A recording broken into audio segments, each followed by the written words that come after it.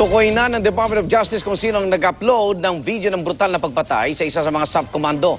Sinusuri naman ng mga otoridad ang 3 pang video na inkwentro sa Mama Sapano para matukoy ang mga sangkot.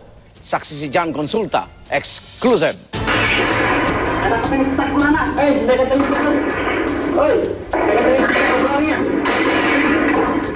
Dahil kumpirmado ng bahagi ng mahigit 10 oras na bakbakan sa Mama Sapano, Maguindanao, inaalam na kung sino-sino ang mga taong nakunan sa 3 videong hawak ng CIDG Central Mindanao.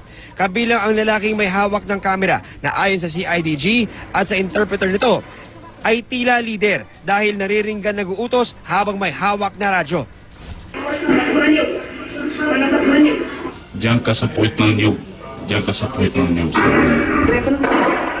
Posibleng gamiting ebidensya ang video laban sa mga nasa listahan ng CIDG na sangkot sa bakbakan na hindi muna pinangalanan. Hindi bababa sa 50 siguro. To be safe pa. Ng mga leader. Ng mga leader, mga ganun. Yung identified.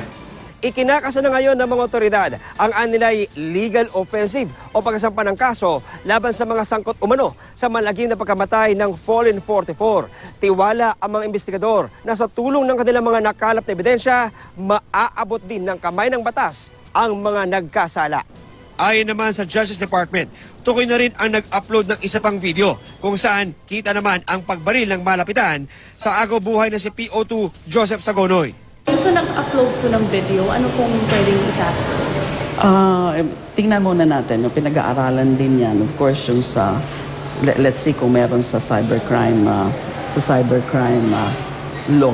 Tama ng bala sa panga, bibig at hita ang tinamo ni Sagonoy ayon sa bahagi ng autopsy report na eksklusibo kong nakuha. Hindi ako nakatulog kagabi nung nalaman ko yung medical legal report. Si Inspector Tyros, si Inspector Pabalina did not suffer any lethal shots. Nagtinamahan sila sa paa lang. Pero bukod sa paa, ayon sa autopsy, binaril na rin sa ulo at balakang ang binanggit na si Police Inspector Rene Tyros.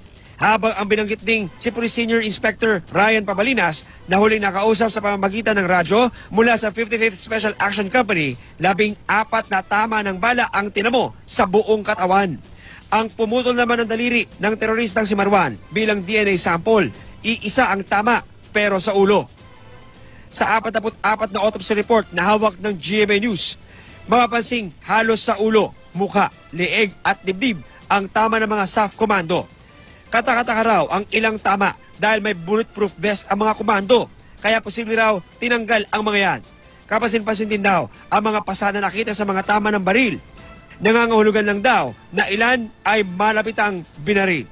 Mula rito sa Maguindanao, ako si John Consulta, ang inyong saksi.